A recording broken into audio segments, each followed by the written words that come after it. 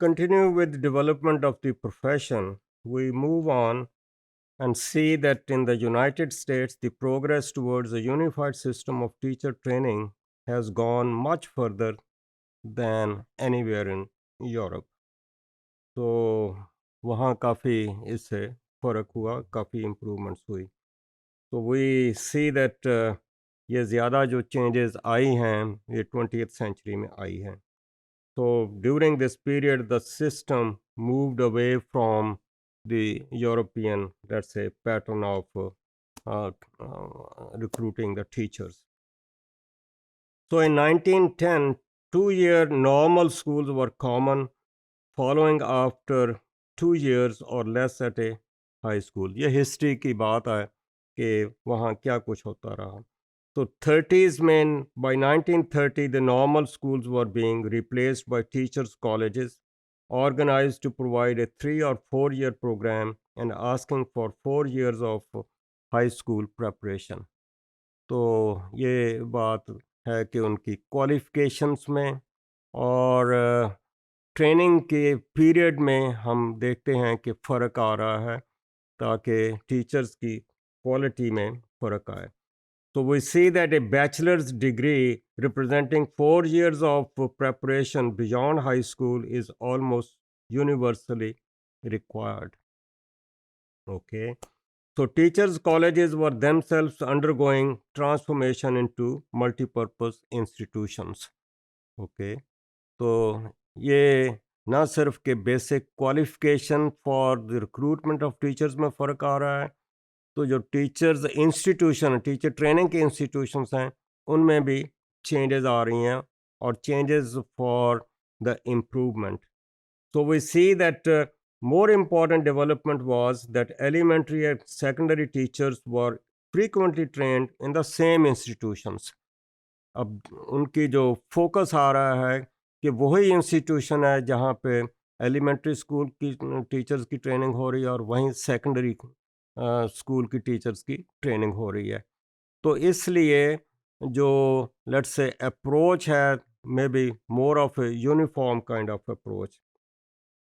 हम ये देखते हैं कि सेकेंडरी स्कूल के टीचर्स जो हैं, they were usually expected to have higher qualifications. Okay, हमारे यहाँ तो ऐसे ही चलता रहा, अब काफ़ी फ़र्क पड़ गया है. तो today a bachelors degree representing 4 years of preparation beyond high school is almost universally required. Okay, हमारे यहाँ भी यही कुछ हुआ है. An important development was that elementary and secondary, अच्छा ये बात पहले भी हुई कि उनकी ट्रेनिंग चूँकि एक ही जगह हो रही है, उनकी ग्रूमिंग भी ठीक हो रही है. तो हम देखते हैं कि एलिमेंट्री स्कूल में जो टीचर है वो भी हाईली क्वालिफाइड नज़र आ रहा है.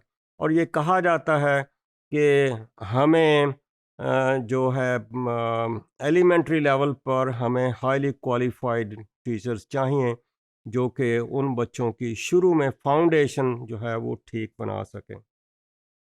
So we in Pakistan inherited training institutions for different levels of let's say teachers. मैं कोई नॉर्मल स्कूल टीचिंग करते थे. हमें कोई एलिमेंट्री स्कूल के टीचर्स की बात आ रही है, फिर वो बीएड या बीएड के लोगों के टीचर्स की बात आ रही थी. फिर एक एफए के बाद होता था सर्टिफिकेट ऑफ टीचिंग, उनकी बात आ रही थी. तो वैरायटी हमें नज़र आ रही है. हमारे मुल्क में भी ये बातें चली हैं. ये ज़रूर है कि हमारे जो मास्टर और पीएचडी लेवल की डिग्रीज़ हैं, ये यूनिवर्सिटी लेवल पर ही अवेलेबल हैं, इनके लिए अलहदा नहीं है. तो वी सी दैट पाकिस्तान में 18वीं अमेंडमेंट के बाद जो स्कूल एजुकेशन है, it has become a provincial subject. Okay, बल्कि सारी एजुकेशन ही प्रोविंशियल सब्जेक्ट बन गया है.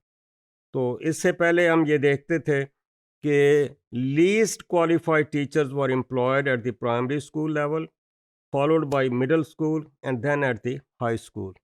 प्राइमरी स्कूल के बाद वो ऐसे टीचर होते थे जिनको हम पीटीसी कहते थे, जिनके पास جو پرائمری ٹیچنگ کا سرٹیفکیٹ ہوتا تھا، اور وہ عام طور پر میٹریکولیٹ ہوتے تھے.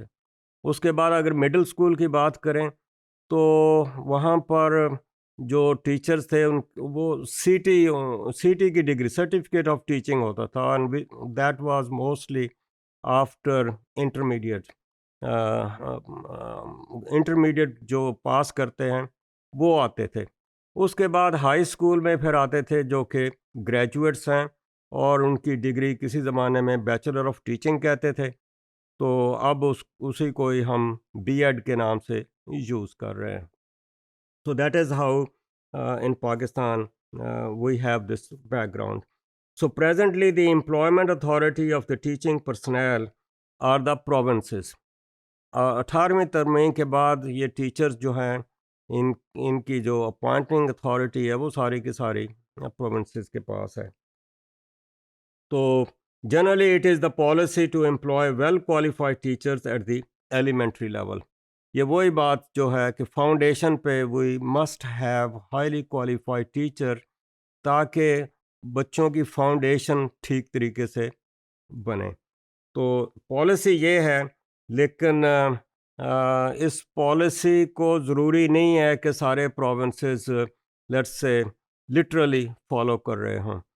تو ہم یہ دیکھتے ہیں کہ سم provinces are constrained for the availability of well qualified teachers, اور اس طرح سے پھر یہ بات ہو سکتی ہے کہ کچھ ویریشن آئے.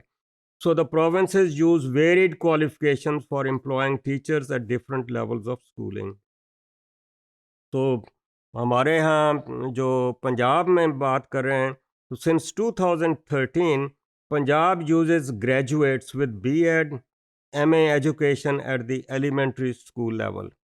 اب یہ امپرومنٹ ہے کہ وہ پی ٹی سی ختم ہو گیا، سی ٹی بھی ختم ہو گیا، یہاں پر بی ایڈ کی بات آ رہی ہے جس میں کہ گریجویٹس آ رہے ہیں یا ایم اے ایجوکیشن کی بات آ رہی ہے. At the secondary school level, it is master's level of basic qualification with B.Ed, master in education as professional qualifications.